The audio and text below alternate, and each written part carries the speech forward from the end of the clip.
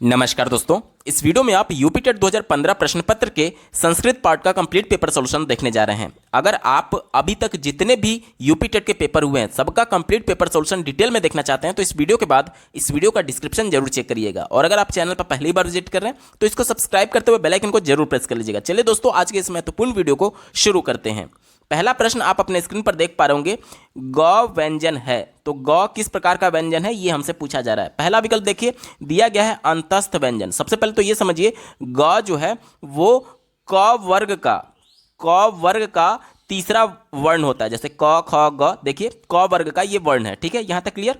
अब जितने भी वर्ग होते हैं जैसे कि क वर्ग हो गया, च वर्ग हो गया, ट वर्ग हो गया, त वर्ग हो गया और प वर्ग हो गया, ये किसी ना किसी मुख के अवयव को टच करते हुए यानी स्पर्श करते हुए वायु निकलती है मुख से, इसलिए इन सबको स्पर्श व्यंजन कहते हैं। जैसे कि क वर्ग की बात करें तो ये कंठ से उच्चारित होता है। च वर्ग की बात करें तो ये तालु से होता है। ट वर्ग की बात करें तो ये मूर्धा से होता है। त वर्ग की बात करें तो ये दंत से होता है। और प वर्ग की बात करें तो ये ओष्ठ से होता है। ठीक है, तो ये किसी न किसी मुख के अवयव को टच करते हुए वायु निकलती है, इसीलिए इसे स्पर्शी व्यंजन कहते हैं। ठीक है, पहला विकल्प दिया गया था अंतस्थ व्यंजन। तो अंतस्थ व्यंजन जो होता है वो य र ल व को कहते हैं। तो ये तो उत्तर होगा नहीं, पहला गलत हो गया। उष्म व्यंजन दिया गया। उष्म व्यंजन तालव्य स यानी कि ये वाला स, मूर्धा स यानी कि ये वाला स, फिर ये वाला सा दंत्य सा, फिर ह, इसको हम लोग क्या बोलते हैं, उष्म व्यंजन बोलते हैं। तो ये भी हमारा उत्तर नहीं होगा। संयुक्त व्यंजन की बात करें तो जब दो व्यंजन मिल करके एक तीसरे व्यंजन का निर्माण करते हैं तो उसे संयुक्त व्यंजन कहते हैं। जैसे कि अक्ष, त्र, ज्ञ और श्र, ये सभी जो होते हैं वो संयुक्त व्यंजन होते हैं। तो ये भी हमारा उत्तर नहीं होगा। एक ही विकल्प बचा स्पर्श व्यंजन। देखिए स्पर्श व्यंजन क्यों मैंने बताया था आपको कि क वर्ग का तीसरा वर्ण ग होता है और क कंठ से उच्चारित होता है, यानी कि वायु कंठ से एक तरीके से उच्चारित होते हुए बाहर निकलती है, स्पर्श करते हुए बाहर निकलती है, इसीलिए इसको स्पर्श व्यंजन कहा जाता है। विकल्प नंबर सी इसका बिल्कुल एप्रोप्रिएट आंसर हो जाएगा। अगला प्रश्न पूछा गया था पुराणों की संख्या कितनी है। तो पुराणों की कुल संख्या जो है वो 18 है। कौन कौन से पुराण है इस पर एक बार जल्दी से चर्चा कर लेते हैं। पहला है ब्रह्म पुराण, दूसरा पद्य पुराण, तीसरा विष्णु पुराण, चौथा वायु पुराण, पांचवा भागवत पुराण, छठा नारद पुराण, सातवां मार्कंडेय पुराण, आठवां अग्नि पुराण, नौवां भविष्य पुराण, 10वां ब्रह्म वैवर्त पुराण, 11वां लिंग पुराण, 12वां वाराह पुराण, 13वां स्कंद पुराण, 14वां वामन पुराण, 15वां कुर्म पुराण, 16वां मत्स्य पुराण, 17वां गरुड़ पुराण और 18वां ब्रह्मांड पुराण। ये टोटल 18 पुराण होते हैं। ऑप्शन नंबर 1 18 सही जवाब है।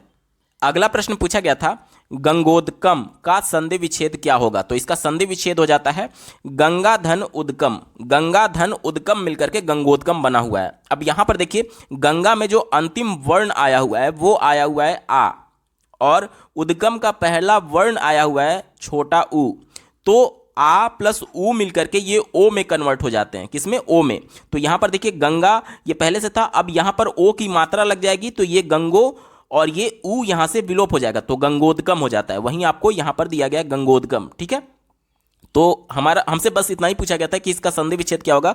तो ऑप्शन नंबर डी गंगा धन उदगम इसका बिल्कुल सटीक जवाब है। गंगा धन उदगम मिलकर के गंगोदकम बना हुआ है। अगला प्रश्न पूछा गया था पवित्रम में संधि विच्छेद कीजिए। तो पवित्रम का जो संधि विच्छेद होता है वो होता है पो धन इत्रम। पो धन इत्रम, और इसमें संधि कौन सी हो जाएगी? अयादि संधि। अब ये देखिए कैसे हुआ है। यहां पर पो में अगर हम लोग स्वर को अलग करें और व्यंजन को अलग करें तो इसमें व्यंजन क्या है? आप कहेंगे व्यंजन प है और स्वर क्या लगा हुआ है? ओ लगा हुआ है। यहां तक क्लियर? ये दोनों मिलकर के ये पो बना हुआ है। इसके बाद से इत्रम में देखिए इसका पहला वर्ण क्या आएगा? आप कहेंगे छोटी ई आएगा। ठीक है, अब इसका ओ का इस ई से जब मेल होगा तो ओ और ई मिलकर के अवि में कन्वर्ट हो जाते हैं। किस में कन्वर्ट हो जाते हैं? अवि में। अब देखिए प ये पहले स्वर रहित था, अब इसमें अ जुड़ेगा तो पूरा प बन जाएगा, और ये वी यहां पर पहले से है और ई तक हो चुका है, यानी कि इसके बाद से क्या बचा है? त्रम बचा है। क्या बचा है? त्रम बचा है। तो पवि और ये त्रम अंत में आ जाएगा तो पवित्रम, यही यहां पर वर्ड दिया गया। ठीक है, तो इसमें हमसे संधि विच्छेद पूछा गया था तो पो धन इत्रम हो जाएगा। और अगर इसमें संधि का प्रकार पूछेगा तो ये अयादि संधि का उदाहरण है। ठीक है, उत्तर क्या हो जाएगा? ऑप्शन नंबर 1 पो धन इत्रम इसका बिल्कुल सटीक जवाब हो जाएगा। अगला प्रश्न पूछा गया था निम्नांकित में अरविंदम का पर्याय है। अरविंद कमल को भी कहते हैं और अरविंद का पर्यायवाची यहां पर आप देख सकते हैं कमल हो जाएगा। ऑप्शन नंबर डी यहां पर बिल्कुल सटीक जवाब है। बाकी अगर इसके पर्यायवाची की बात करें तो पंकज होता है, नीरज होता है, सरोज होता है, जलज होता है, अंबुज होता है, अब्ज होता है, इंदिवर होता है, उत्पल होता है, कंज होता है, कंवल होता है। ये सब अरविंद के पर्यायवाची होते हैं। ठीक है, तो ऑप्शन नंबर डी सटीक उत्तर है। अगला प्रश्न पूछा गया था, संस्कृतम शब्द में निम्नांकित में से कौन सा उपसर्ग है। तो संस्कृतम में उपसर्ग पूछा जा रहा है, तो इसमें सम उपसर्ग है। क्या है? सम उपसर्ग सटीक जवाब हो जाएगा। थोड़ा सा आप बेसिक समझ लीजिए कि आखिर बनता कैसे है। तो संस्कृतम में मैंने आपको बताया कि उपसर्ग जो लगा हुआ है वो सम लगा हुआ है। ठीक है, और मूल शब्द क्या है? कृतम है। अब यहां पर देख लीजिए, यहां पर म जो है वो व्यंजन है और क भी व्यंजन है। तो जब भी व्यंजन का व्यंजन से या फिर व्यंजन का स्वर से मेल होता है तो इसे हम लोग व्यंजन संधि बोलते हैं। यानी संस्कृतम जो है वो व्यंजन संधि का उदाहरण हो गया। ठीक है, यहां तक क्लियर। अब ये नियम ये कहता है कि जब भी म का किसी भी वर्ग के पहले अक्षर से मेल होगा तो वो अपने वर्ग के अंतिम अक्षर यानी पंचमाक्षर में ये परिवर्तित हो जाता है। अब क वर्ग का अंतिम अक्षर क्या होता है? आप कहेंगे अंगा होता है। क ख ग घ अंग, पंचमाक्षर अंगा होता है। तो अंगा यानी अनुस्वार में ये परिवर्तित हो जाएगा। अनुस्वार में परिवर्तित होगा, साथ ही साथ एक तरीके से दंत स में भी ये परिवर्तित हो जाएगा। तो पहले स तो ये पहले से है, तो हम लोग इसको क्या लिखते हैं? ये पहले से स हो जाएगा और ये अंगा जो अनुस्वार में परिवर्तित हुआ था यहां पर लग जाएगा और दंत स यानी कि इस प्रकार से आधा स आ जाएगा। आधा स लिखिए या फिर स के नीचे हलंत लिखिए, एक ही बात है। और उसके बाद से ये पूरा मूल शब्द कृतम आ जाएगा। इस प्रकार से संस्कृतम शब्द बना हुआ है। प्रश्न में हमसे सिर्फ इसमें उपसर्ग पूछा गया था, तो उपसर्ग क्या लगा हुआ है? उपसर्ग इसमें सम लगा हुआ है। ऑप्शन नंबर 2 यहां पर बिल्कुल सटीक जवाब है। अगला प्रश्न पूछा गया था, आदि में जुड़ने वाले तथा अर्थ परिवर्तन करने वाले शब्दांश को क्या कहते हैं। तो आदि का मतलब होता है प्रारंभ में, शुरू में। तो किसी भी मूल शब्द के प्रारंभ में जुड़ करके उसका अर्थ बदलने वाले शब्दांश को हम लोग क्या बोलते हैं? उसको हम लोग उपसर्ग बोलते हैं। दिए गए विकल्प में देखिए ऑप्शन नंबर डी सटीक उत्तर है। अगला प्रश्न पूछा गया था, निम्न में शुद्ध वाक्य को चुनिए। चारों विकल्पों में कौन सा वाक्य शुद्ध है ये हमसे पूछा जा रहा है। पहला विकल्प दिया गया सह पुस्तकम पठसी। ध्यान से देखिएगा, पठ धातु का हम लोग पढ़ेंगे तो पठती, पठता, पठंती ये प्रथम पुरुष में होता है और उसके बाद से मध्यम पुरुष में जब हम लोग जाएंगे तो पठसी, पठता, पठत होता है। अब यहां पर देख लीजिए, ये जो स है, स का मतलब वह, ये प्रथम पुरुष है और प्रथम पुरुष के हिसाब से प्रथम पुरुष एक वचन में पठती होना चाहिए, पठती। ठीक है, तो यहां पर पठसी लिखा गया है तो ये हमारा शुद्ध नहीं है। इसके बाद से सा का देखिए, सा का मतलब होता है स्त्रीलिंग में वह होता है। ठीक है, सा का मतलब स्त्रीलिंग में वह होता है। तो सा विद्यालयम गच्छतः, गच्छतः की अगर हम लोग बात करें तो ये गम धातु का, ये जो है वो गम धातु का प्रथम पुरुष द्विवचन रूप होता है गच्छता, जबकि सा जो है वो एक वचन प्रथम पुरुष है। तो यहां पर गच्छता ना होकर के गच्छती होना चाहिए था, तो ये भी गलत हो गया। चौथा विकल्प देखिए, ते पुस्तकम पठत दिया गया है। ते का मतलब वे सब होता है जो कि प्रथम पुरुष के अंतर्गत आएगा। प्रथम पुरुष बहुवचन का रूप आएगा, तो उस हिसाब से पठ धातु का हमारा रूप क्या होना चाहिए? पठती, पठता, पठंती होना चाहिए। यहां पर पठंती होना चाहिए लेकिन पठत दिया गया है, तो ये भी हमारा गलत हो गया। एक ही विकल्प बचा, तौ विद्यालयम गच्छता। तौ का मतलब होता है वे दोनों, ये द्विवचन का रूप होता है। ठीक है, तौ का मतलब क्या होता है? वे दोनों। और विद्यालयम गच्छता, अब गच्छ धातु का, गम धातु का जब हम लोग पढ़ेंगे तो गच्छती, गच्छता, गच्छन्ती आता है। तो गच्छता किस में आता है? द्विवचन में आता है, द्विवचन में आता है। इसलिए यही विकल्प इसका बिल्कुल एप्रोप्रिएट है। ऑप्शन नंबर सी यहां पर सटीक जवाब हो जाएगा, यानी वे दोनों विद्यालय जाते हैं। वे दोनों की बात आ रही है, यानी कि क्या हो जाएगा? ये द्विवचन हो जाएगा और द्विवचन में जो प्रथम पुरुष द्विवचन का रूप होता है वो गच्छता होता है। ऑप्शन नंबर सी इसका बिल्कुल एप्रोप्रिएट आंसर हो जाएगा। अगला प्रश्न पूछा गया था, कृष्ण के दोनों ओर ग्वाले हैं की संस्कृत क्या होगी। तो ध्यान से समझिए, आपने एक नियम पढ़ा होगा द्वितीय विभक्ति में कि जब दोनों ओर की बात, ये और नहीं है बल्कि ओर है, ये एक ओ की मात्रा है, दोनों ओर, चारों ओर, इस प्रकार से अगर आए तो इसमें द्वितीय विभक्ति होती है। जैसे कि हम लोग बोलते हैं कि गांव के चारों ओर वृक्ष हैं, यानी ग्रामम परितः वृक्षा संति। इसी प्रकार से विद्यालय के दोनों ओर पहाड़ है तो विद्यालयम अमितः पर्वता संति। इसी प्रकार से मेरे घर के दोनों ओर दो वृक्ष हैं तो मम गृहम अभ्यतः वृक्षो स्तः। यहाँ पर अब कृष्ण के दोनों ओर ग्वाले हैं, तो यहाँ पर कृष्ण में जो है, यहाँ पर कृष्ण में जो है वो द्वितीय विभक्ति लगेगा, और द्वितीय विभक्ति का जब कृष्ण रूप आप देखेंगे तो कृष्णम आता है। तो यहाँ पर देखिए कृष्णस लिखा गया तो ये गलत हो गया। चौथा विकल्प देखिए कृष्णः लिखा गया है तो ये भी गलत हो गया। कृष्णाय लिखा गया है तो ये भी गलत हो गया। एक ही विकल्प में कृष्णम लिखा गया है, बाकी के जो भी लिखे गए हैं उभ्यतः गोपा संति, उभ्यतः गोपा संति, उभ्यतः गोपा, ये सब में कॉमन था। सिर्फ आपको कृष्ण शब्द में विभक्ति द्वितीय को पहचानना था, और कृष्ण शब्द रूप में द्वितीय जो रूप चलता है वो कृष्णम चलता है, इसलिए ऑप्शन नंबर 2 यहाँ पर बिल्कुल एप्रोप्रिएट आंसर हो जाएगा। अगला प्रश्न पूछा गया था संस्कृत शिक्षण में प्रयोग किए जाने वाला दृश्य उपकरण है। दृश्य यानी जिसे हम लोग देख सकते हैं। पहला दिया गया सिनेमा, तो सिनेमा को देख भी सकते हैं और सुन भी सकते हैं, तो ये हमारा केवल दृश्य नहीं है। टेप रिकॉर्डर की बात करें तो ये श्रव्य सामग्री होता है, तो ये भी उत्तर नहीं होगा। ग्रामोफोन की बात करें तो ये भी श्रव्य सामग्री होता है। एक ही विकल्प बचा फ्लैश कार्ड। फ्लैश कार्ड को हम लोग देखते हैं, यानी कि ये दृश्य उपकरण है। ऑप्शन नंबर सी सटीक उत्तर होगा।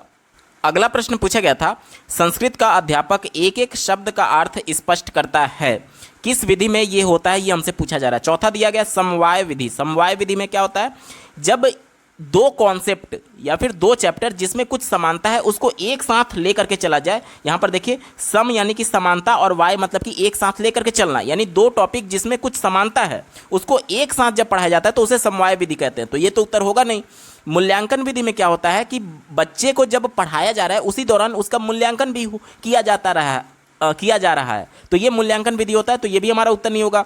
प्रत्यक्ष विधि में क्या कहते हैं कि जो भी बच्चे को कॉन्सेप्ट पढ़ाया जा रहा है वो प्रत्यक्ष तौर पर दिखा करके पढ़ाया जा रहा है। जैसे कि अगर साइंस की बात कर लें तो उसमें हम लोग बच्चे को प्रैक्टिकल करके प्रत्यक्ष तौर पर दिखाते भी हैं, तो ये प्रत्यक्ष विधि में प्रत्यक्ष तौर पर बच्चे को दिखाया जाता है, तो ये भी हमारा उत्तर नहीं होगा, क्योंकि हमें क्या बोला गया था एक एक शब्द का अर्थ स्पष्ट करना, ये हमारा व्याख्या विधि में होता है। ऑप्शन नंबर बी इसका बिल्कुल एप्रोप्रिएट जवाब हो जाएगा। अगला प्रश्न पूछा गया था छात्र पढ़े हुए श्लोक को कंठाग्र करेगा, यह व्यवहारगत परिवर्तन किस उद्देश्य का है। ध्यान से समझिएगा, जो भी कॉन्सेप्ट हमने पढ़ा कंठाग्र करने का मतलब कि उसको एक तरीके से अपने व्यवहार में ला देना, यानी उसको एक तरीके से समझ करके एक तरीके से रट लेने के सेंस में है। तो ये एक तरीके से किसका उद्देश्य होता है, तो ये अभिरुचि, जिसमें बच्चा खुद इंटरेस्ट ले रहा है, जाहिर सी बात है उसे ही वो लंबे समय तक धारण करके रखता है, क्योंकि जब इंटरेस्ट लेगा तब वो इंटरनली मोटिवेटेड होता है चीज़ों को सीखने के संदर्भ में, और जब वो इंटरेस्ट लेगा तब उसका जो व्यवहार परिवर्तन हो रहा है, यानी कि वो चीज़ों को लंबे समय तक के लिए धारण कर पाएगा। ठीक है, इसके लिए जरूरी ये है, आपने तत्परता का सिद्धांत पढ़ा था, रुचि का सिद्धांत पढ़ा था, तो यही कहता है कि बच्चा जब तत्पर खुद होगा, और तत्पर कैसे होगा, जब वो रुचि लेगा उस काम में। आप लोग देखते होंगे कि जिस काम में आप रुचि लेते हैं, जैसे कि मूवी देखना बहुत सारे लोगों को पसंद होता है, तो एक मूवी के किसी सीन को आप सालों साल नहीं भूलते। क्यों नहीं भूलते, क्योंकि आपने उसमें रुचि लिया था जब आपने उस सीन को देखा था। तो वही मैं आपको समझाने की कोशिश कर रहा हूं कि अभिरुचि यानी कि बच्चा जिस भी काम में रुचि लेता है वो उसको करते समय जो उसके व्यवहार में परिवर्तन हुआ वो उसको लंबे समय तक याद रहता है। यही प्रश्न में हमसे पूछा गया था। ऑप्शन नंबर डी सटीक जवाब है। अगला प्रश्न पूछा गया था छात्रों को उच्चारण अभ्यास कराने हेतु सहायक सामग्री है। उच्चारण का अभ्यास कराना यानी एक ही चीज को बार बार रिपीट करने की नौबत आएगी, क्योंकि जब एक ही चीज़ को बच्चा बार बार उच्चारण करेगा तो बार बार उसको फॉरवर्ड करेगा, फिर बैकवर्ड करेगा, बार बार उसी चीज़ को सुनेगा। ठीक है, तो ये किस में पॉसिबल है, ये केवल और केवल टेप रिकॉर्डर में पॉसिबल है। देखिए ऑप्शन नंबर डी केवल टेप रिकॉर्डर में पॉसिबल है, यानी कि बच्चा उसको एक बार समाप्त होने के बाद से फिर से सुन सकेगा, बाकी श्यामपट्ट पे वो सुन नहीं पाएगा, यानी अभ्यास नहीं कर सकता। फ्लैश कार्ड से संभव नहीं है। रेडियो में एक बार तो सुन सकता है लेकिन दोबारा रिपीट नहीं कर सकता, लेकिन टेप रिकॉर्डर में दोबारा रिपीट कर सकता है, और इसलिए उच्चारण का अभ्यास कराने हेतु सहायक सामग्री क्या हो जाएगा, tape recorder. Option number D सटीक जवाब है। अगला प्रश्न पूछा गया था निम्नलिखित में से बाणभट्ट की कृति नहीं है। तो देखिए कादंबरी बाणभट्ट के द्वारा लिखा गया तो ये उत्तर नहीं होगा। हर्षचरित भी बाणभट्ट की कृति है तो ये भी उत्तर नहीं होगा। चंडी शतकम भी बाणभट्ट की कृति है तो ये भी उत्तर नहीं होगा। लेकिन अगर बात करें 10 कुमार चरितम तो ये दंडी का एक तरीके से रचना है, दंडी का रचना है, इसलिए ये बाणभट्ट की कृति नहीं है, और यही हमारा उत्तर हो जाएगा। ऑप्शन नंबर डी यहाँ पर बिल्कुल सटीक जवाब है। अगला प्रश्न पूछा गया था पहले उदाहरण प्रस्तुत किए जाएं बाद में नियम, यह शिक्षण सूत्र क्या है। तो पहले उदाहरण फिर नियम। उदाहरण क्या होता है, वो विशेष होता है, और नियम क्या होता है, वो सामान्य होता है। उदाहरण विशेष होता है और नियम क्या होता है, सामान्य होता है। तो ये क्या हो जाएगा, विशेष से सामान्य की ओर यहाँ पर बिल्कुल सटीक जवाब हो जाएगा। ऑप्शन नंबर बी सही उत्तर है। अगला प्रश्न पूछा गया था, अधि सिंह स्थासानाम कर्म सूत्र संबंधित है। तो यहाँ पर आपको कर्म दिख गया, तो कर्म कारक जो होता है वो द्वितीय विभक्ति में आता है। तो सीधे तौर पर आपको उत्तर द्वितीय विभक्ति आपको मिल जाना चाहिए था। यहाँ पर थोड़ा सा और डीपली आप समझ लीजिए। देखिए इस सूत्र का मतलब क्या होता है, तो देखिए अधि उपसर्ग होता है वो पूर्व में आए। इसके अलावा यहाँ पर देखिए सिंह दिया गया, सिंह का मतलब होता है सोना, और उसके अलावा स्था दिया गया, स्था का मतलब होता है ठहरना, और अंत में क्या दिया गया है, आस दिया गया है, तो इसका मतलब होता है बैठना। ये धातुएं आती हैं तो इनके आधार पर द्वितीय विभक्ति हो जाता है। जैसे कि अगर मैं बोलूँ एक उदाहरण, विष्णु समुद्रम अधिशेते, तो विष्णु समुद्र में सोते हैं। तो यहाँ पर मैंने आपको क्या बताया था, मैंने आपको बताया था कि सिंह का मतलब सोना होता है। तो जहाँ पर भी सोने जैसे संबंधित आ जाए वहाँ पर द्वितीय विभक्ति हो जाएगा। इसी प्रकार से एक और उदाहरण मैं बोलूँ, शिवः कैलाशम अध्यासते, यानी शिव कैलाश पर बैठते हैं। तो यहाँ पर देखिए फिर से बैठना आ गया, बैठना यानी कि आस धातु की बात की जा रही है। तो वही मैं आपको बता रहा हूँ कि सीधे तौर पर आप इसको देख करके समझ सकते थे कि कर्म कारक है यानी द्वितीय विभक्ति, या फिर इस सूत्र के आधार पर भी आपका उत्तर आएगा द्वितीय विभक्ति, इसका बिल्कुल सटीक जवाब हो जाएगा। अगला प्रश्न पूछा गया था, निम्नलिखित वर्णों में से किस वर्ण का उच्चारण स्थान दंतोष्ठ है। दंतोष्ठ का मतलब कि जो कि जिह्वा दंत को भी यानी दांत को भी टच करनी चाहिए, और ओष्ठ यानी जैसे प वर्ग जो होता है, प फ ब भ बो बोल करके देखिए, तो प बोलते समय आपके होठ जो होते हैं वो गोले हो जाते हैं। तो यानी कि ऐसा वर्ण कौन सा है जिसमें उच्चारण के दौरान हमारी जो जिह्वा है वो दांत को स्पर्श करे और ओठ भी गोल हो जाए। तो यहाँ पर देखिए क वर्ग की बात की गई है, तो क कंठ से उच्चारित होता है, तो ये उत्तर नहीं होगा। म वर्ग की बात की गई है, तो म किस में आता है, प वर्ग में आता है, प फ ब भ म, तो ये ओष्ठ से उच्चारित होता है, तो ये भी हमारा उत्तर नहीं होगा। प वर्ग की बात करें तो ये भी नहीं होगा। व की बात करें तो व बोल करके देखिए, व बोलेंगे तो आपके जिह्वा का जो अगला भाग है, अग्र भाग है, वो आपके दंत में टच होता हुआ महसूस करेगा। व बोलिए, व देखिए नीचे टच हो रहा है दांत में, और इसके अलावा व बोलेंगे तो होठ भी गोल हो जा रहे हैं, यानी कि ये दंत और ओष्ठ दोनों से संबंधित है, इसलिए व इसका बिल्कुल एप्रोप्रिएट आंसर हो जाएगा। अगला प्रश्न पूछा गया था, आकर्षण शब्द में कौन सा प्रत्यय प्रयुक्त हुआ है। तो प्रत्यय क्या होते हैं, जो किसी मूल शब्द के अंत में जोड़ करके उसका अर्थ बदल दे। तो इसमें शत्री प्रत्यय लगा हुआ है। शत्री प्रत्यय जब लगता है तो इसमें जैसे पठ धातु में अगर शत्री प्रत्यय लगेगा, ध्यान से समझिएगा, पठ धातु में जब शत्री प्रत्यय लगेगा तो केवल अत शेष बचता है। क्या बचता है, अत शेष बचता है। तो पठ पहले से था और इसमें जब अत लग जाएगा तो ये क्या बन जाएगा, पठत बन जाएगा। क्या बन जाएगा, पठत बन जाएगा। लेकिन अगर जब पुल्लिंग में बात करेंगे तो पुल्लिंग में अन आता है। क्या आता है, अन आता है, तो यहाँ पर पठन हो जाता है। और इसी प्रकार से यहाँ पर देखिए, यहाँ पर न आया हुआ है अंत में, तो ये क्या हो जाएगा, ये शत्री प्रत्यय का उदाहरण है। ऑप्शन नंबर सी सटीक जवाब हो जाएगा। अगला प्रश्न पूछा गया था, किराता जुर्नियम के प्रथम सर्ग में प्रयुक्त प्रमुख छंद है। तो इसमें वंशस्थ छंद लगा हुआ है। ऑप्शन नंबर सी यहाँ पर बिल्कुल एप्रोप्रिएट आंसर हो जाएगा। अगला प्रश्न पूछा गया था, अक प्रत्याहार के अंतर्गत कौन कौन से वर्ण आते हैं। स्क्रीन पर आप माहेश्वर सूत्र देख पा रहे होंगे। अब इन माहेश्वर सूत्र से प्रत्याहार किस प्रकार से बनाते हैं इसको समझिए, जैसे हमसे प्रश्न में अक के बारे में पूछा गया है। तो देखिए, जो अंत में दिया गया रहता है, जिसके नीचे हलंत रहता है, उसको हम लोग नहीं लेते हैं। जैसे यहाँ पर देखिए अ यहाँ पर है और क यहाँ पर है, तो ये नीचे हलंत वाला अंतिम वाला नहीं लेंगे, और इसके अलावा जहाँ पर हलंत इसमें लगा हुआ है उसको नहीं लेंगे। तो अ आ जाएगा, ई आ जाएगा, ऊ आ जाएगा, री आ जाएगा और लरी आ जाएगा। 5 वर्ण आते हैं अक प्रत्याहार में, अ, ई, उ, री, लरी। ठीक है, दिए गए विकल्प में देखिए ऑप्शन नंबर 1 में बात की गई है अ, ई, उ, री, लरी, इसका बिल्कुल सटीक जवाब हो जाएगा। अगला प्रश्न पूछा गया था, स्पर्श व्यंजनों के वर्ग हैं। तो स्पर्श व्यंजन टोटल अगर संख्या में बात की जाए तो 25 होते हैं, और कुल वर्गों की संख्या बात करें तो क वर्ग, च वर्ग, ट वर्ग, त वर्ग, प वर्ग। देखिए 1 2 3 4 5 टोटल 5 वर्ग होते हैं, और प्रत्येक वर्ग में 5-5 वर्ण होते हैं, जैसे कि क ख ग घ अंग। इसी प्रकार से चौ छ ट च छ ज झ य 5 इसमें भी होगा, प्रत्येक में 5 5 होगा, तो 5 गुणे 5 25 टोटल स्पर्शी व्यंजनों की संख्या होती है। प्रश्न में हमसे वर्गों की संख्या के बारे में पूछा गया, तो टोटल वर्गों की संख्या कितनी हो जाएगी? 5 हो जाएगी। ऑप्शन नंबर बी इसका बिल्कुल सटीक जवाब हो जाएगा। अगला प्रश्न पूछा गया था सर्वे भवन्तु सुखिनः किस प्रकार का वाक्य है? इसका हिंदी अनुवाद होगा कि सभी सुखी हों। ये किस प्रकार का वाक्य है, ये हमसे पूछा जा रहा है। पहला विकल्प दिया गया है संकेतवाचक, उत्तर नहीं होगा। विस्मयादि बोधक, तो कोई भी इस प्रकार का विस्मयादि बोधक चिन्ह नहीं लगा हुआ है, तो ये हमारा उत्तर नहीं होगा। प्रश्नवाचक तो बिल्कुल भी नहीं होगा। इच्छावाचक होगा कि हमारी इच्छा है कि दुनिया के सभी लोग सुखी रहें। ऑप्शन नंबर डी इसका बिल्कुल एप्रोप्रिएट आंसर हो जाएगा। अगला प्रश्न पूछा गया था शिवराज विजयः नामक पुस्तक के लेखक हैं। इसका उत्तर हो जाएगा अंबिका दत्त व्यास। ऑप्शन नंबर बी बिल्कुल सटीक जवाब है।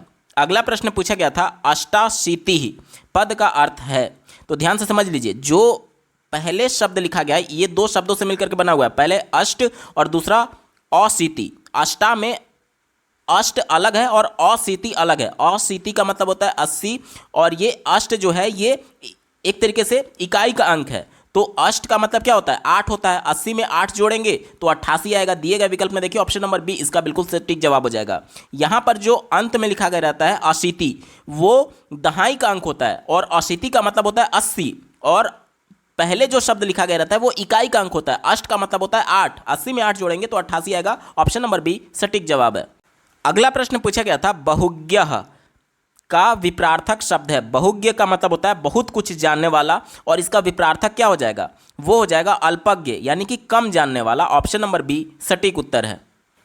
अगला प्रश्न पूछा गया था धीशः पद में संधि है, तो इसमें दीर्घ संधि होगा। ऑप्शन नंबर 1 इसका बिल्कुल सटीक जवाब है। अगला प्रश्न पूछा गया है रमायः में विभक्ति और वचन है। स्क्रीन पर आप रमा शब्द का विभक्ति रूप देख पा रहे होंगे। प्रश्न में हमसे रमायः के बारे में पूछा गया था, तो रमाया में विभक्ति हो जाएगा षष्ठी और वचन हो जाएगा एक वचन। उत्तर क्या हो जाएगा? षष्ठी विभक्ति एक वचन रूप।